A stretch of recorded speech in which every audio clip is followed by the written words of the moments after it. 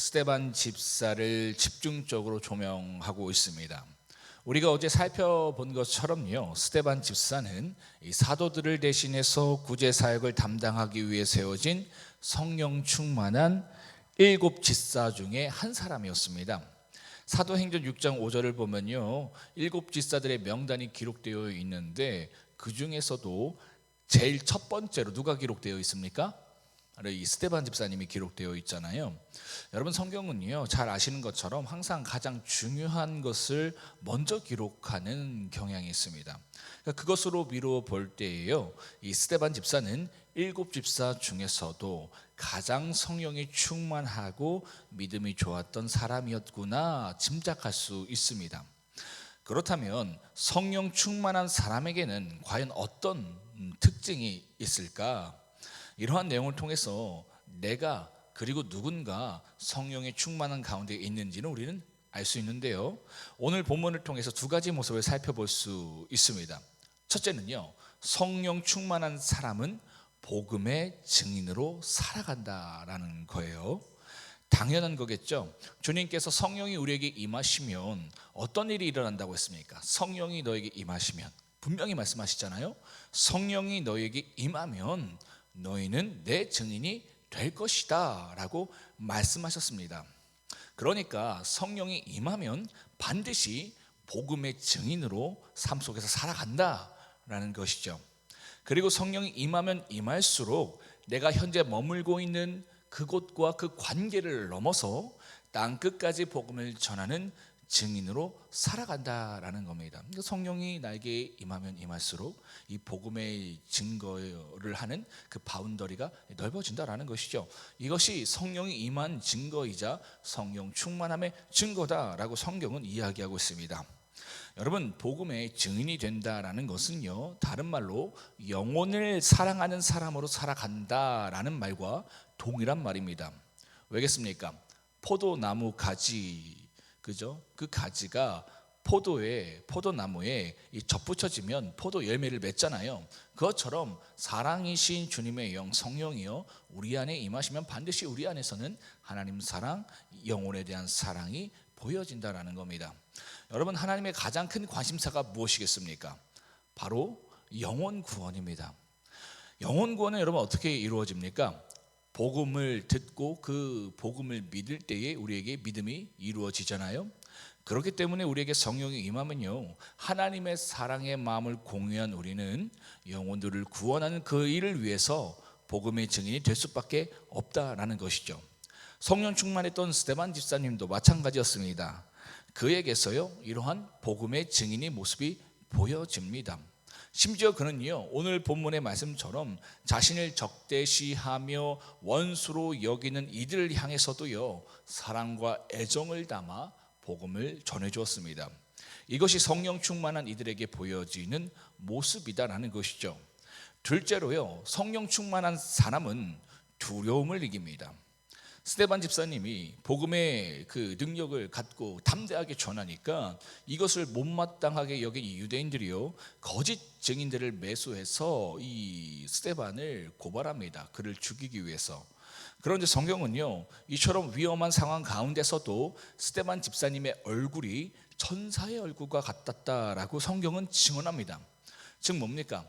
그러한 어려운 상황 속에서도 그 마음 가운데에 두려움을 이기고 마음의 평온함과 평강함이 넘쳐났다라는 것이죠.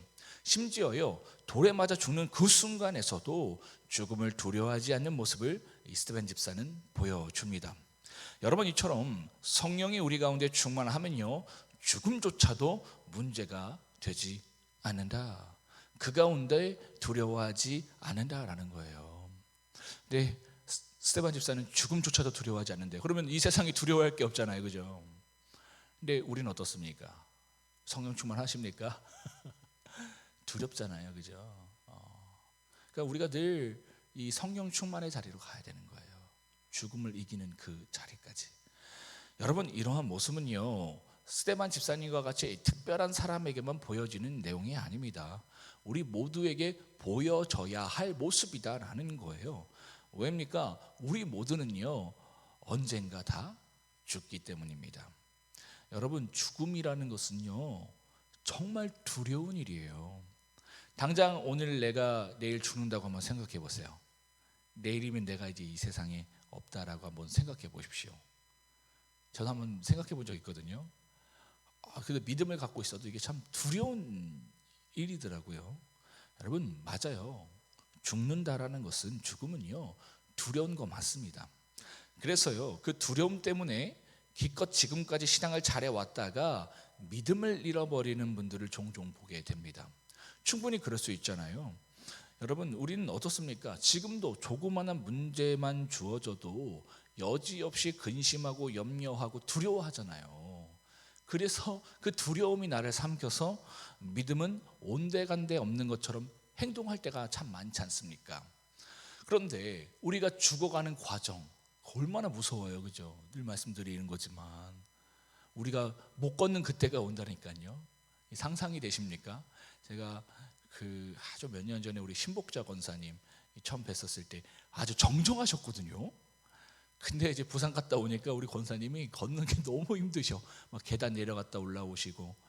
아이고, 저 우리 아내랑도 얘기하지만 우리 권사님 한 10년까지는 그래서 잘 걸어 다니시고 진짜 좀 건강하셨으면 좋겠다라는 얘기를 했었는데, 여러분, 우리가 그럴 때가 옵니다, 그죠?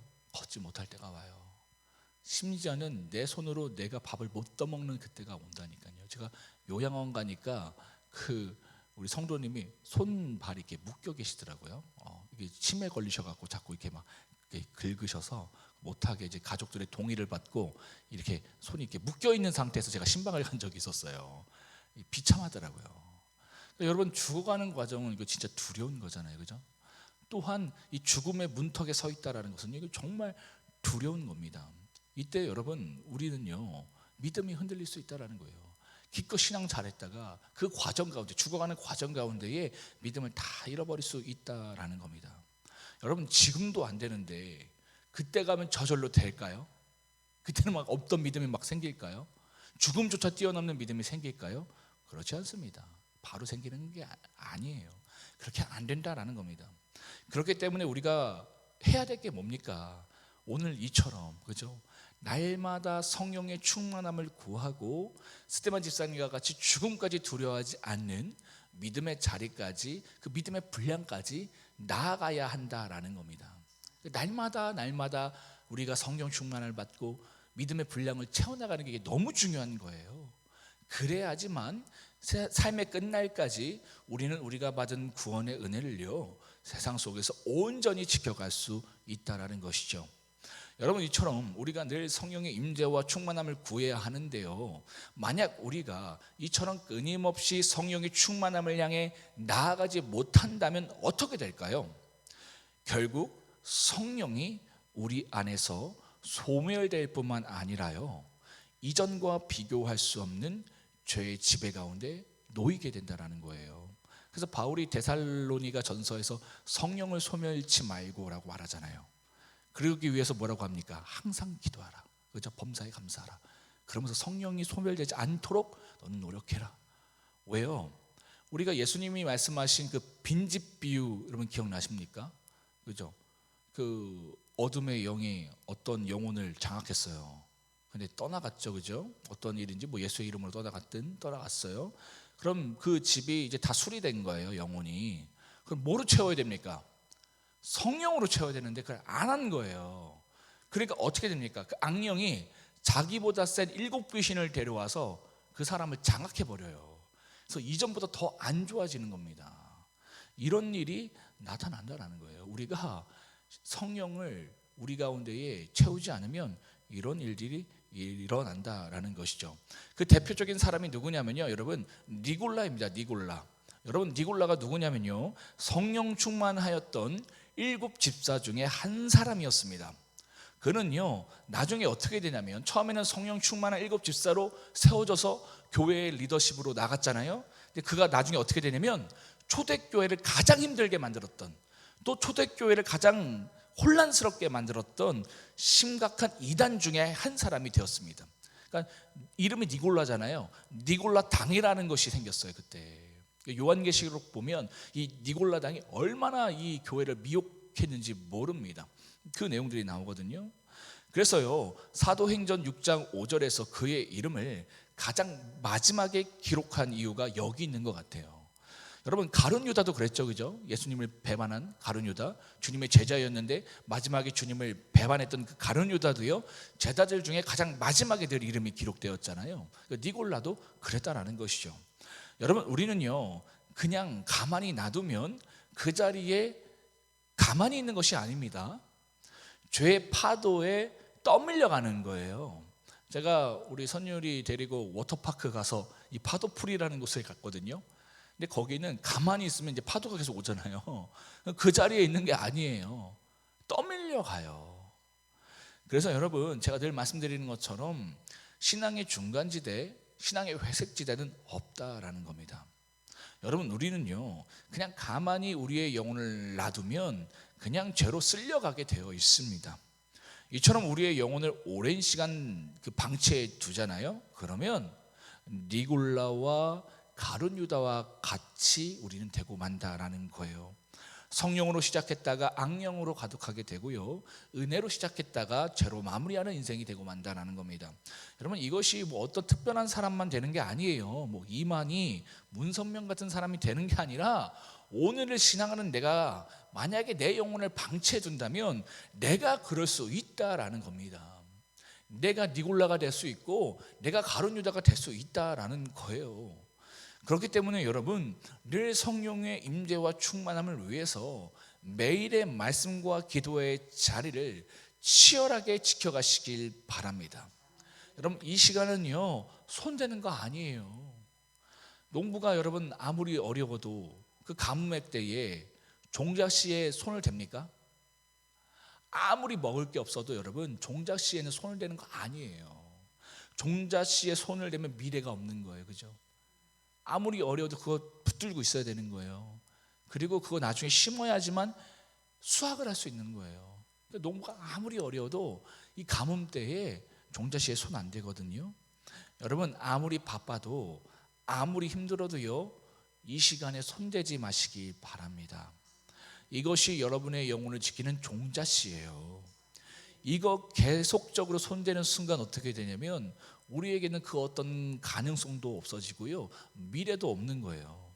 이 시간은 절대 손대면 안 되는 겁니다. 그래야지만 우리에게 소망이 있는 거예요.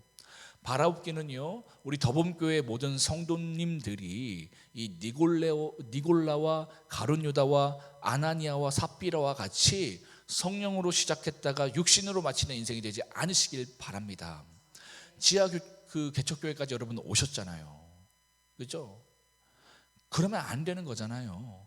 여기까지 왔는데 여전히 예전의 죄된 습관을 따라서 영적인 안일함과 나태함을 가지고 변명하며 핑계하면서 세상의 가치를 따라간다면 그것만큼 안타까운 것이 어디 있습니까?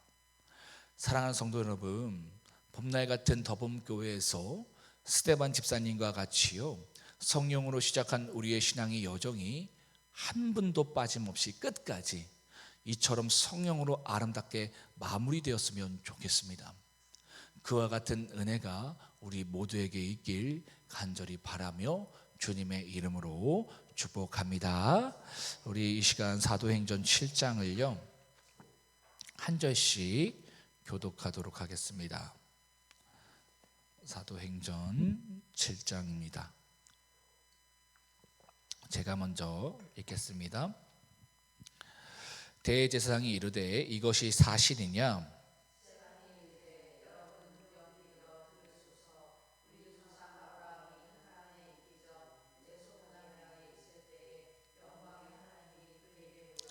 이르시되 내 고향과 친척을 떠나 내가 내게 보일 땅으로 가라 하시니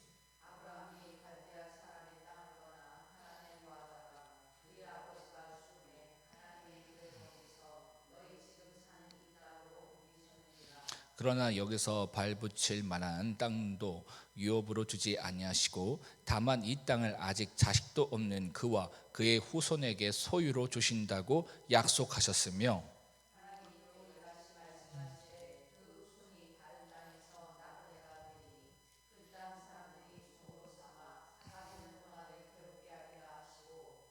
또 이르시되 종 삼는 나라를 내가 심판하리니 그 후에 그들이 나와서 이곳에서 나를 섬기리라 하시고,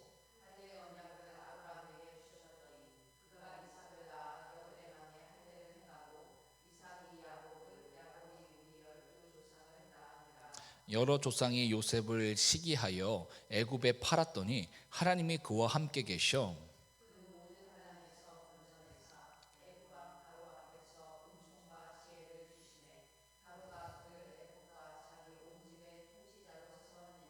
그때에 애굽과 가나안 온 땅에 흉년이 들어 큰 환란이 있을새 우리 조상들이 양식이 없는지라.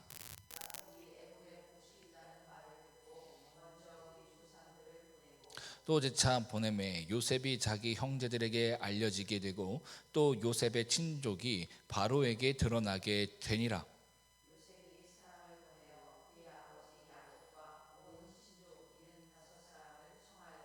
야곱이 애굽으로 내려가 자기와 우리 조상들이 거기서 죽고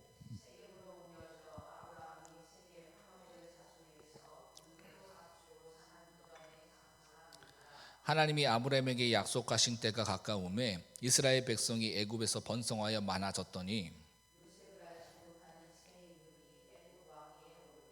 그가 우리 족속에게 교활한 방법을 써서 조상들을 괴롭게 하여 그 어린 아이들을 내버려 살지 못하게 하려 할세.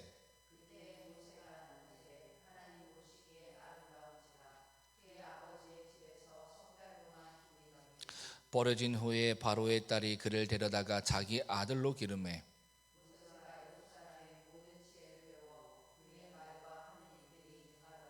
나이가 40이 되매 그 형제 이스라엘 자손을 돌볼 생각이 나더니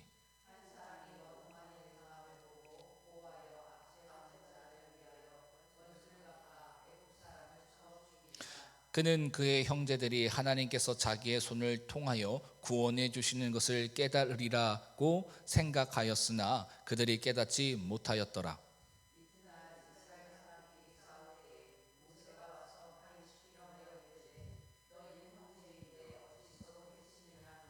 그 동물을 해치는 사람이 모세를 밀어뜨려 이르되 누가 너를 관리와 재판장으로 우리 위에 세웠느냐.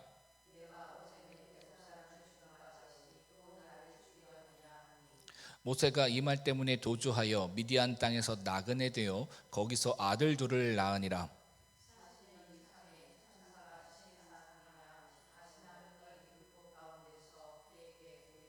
모세가 그 광경을 보고 놀랍게 여겨 알아보려고 가까이 가니 주의 소리가 있어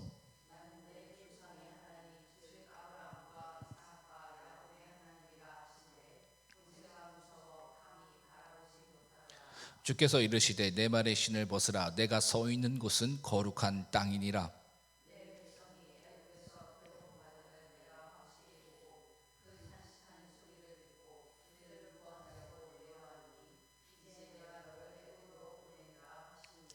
그들의 말이 누가 너를 관리와 재판장으로 세웠느냐 하며 거절하던 그 모세를 하나님은 가시나무 떨기 가운데에 보이던 천사의 손으로 관리와 속량하는 자로서 보내셨으니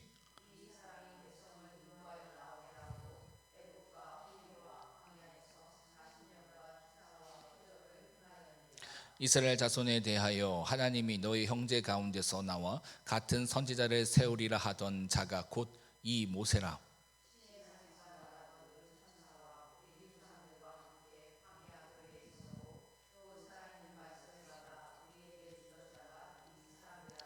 우리 조상들이 모세에게 복종하지 아니하고자 하여 거절하며 그 마음이 도리어 애굽을 향하여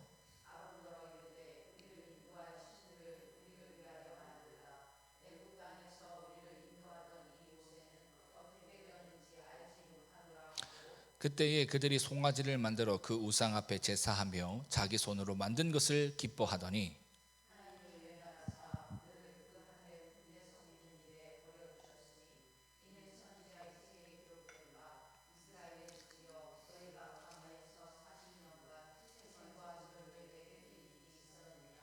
몰렉의 장막과 신레판의 별을 받들었으며 이것은 너희가 절하고자 하여 만든 형상이로다. 내가 너희를 바벨론 밖으로 옮기리라 함과 같으니라.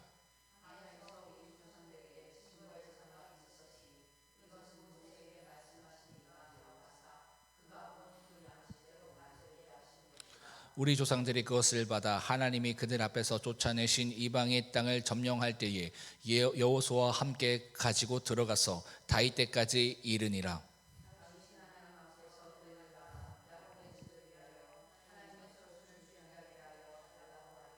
솔로몬이 그를 위하여 집을 지었느니라.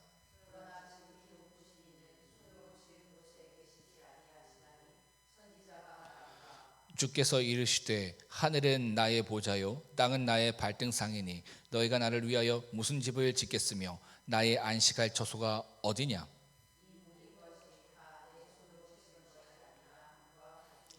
목이 곧고 마음과 귀에 할례를 받지 못한 사람들아, 너희도 너희 조상과 같이 항상 성령을 거스르는도다.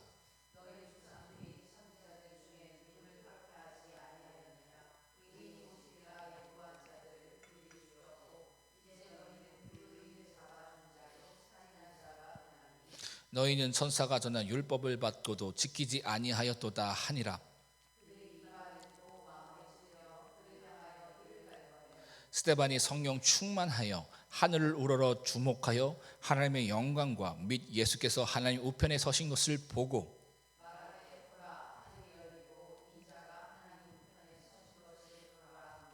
그들이 큰 소리를 지르며 귀를 막고 일제히 그에게 달려들어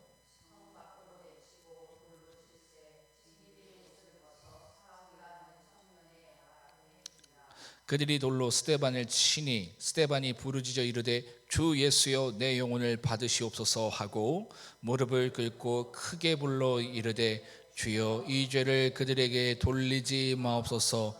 이 말을 하고 자는지라.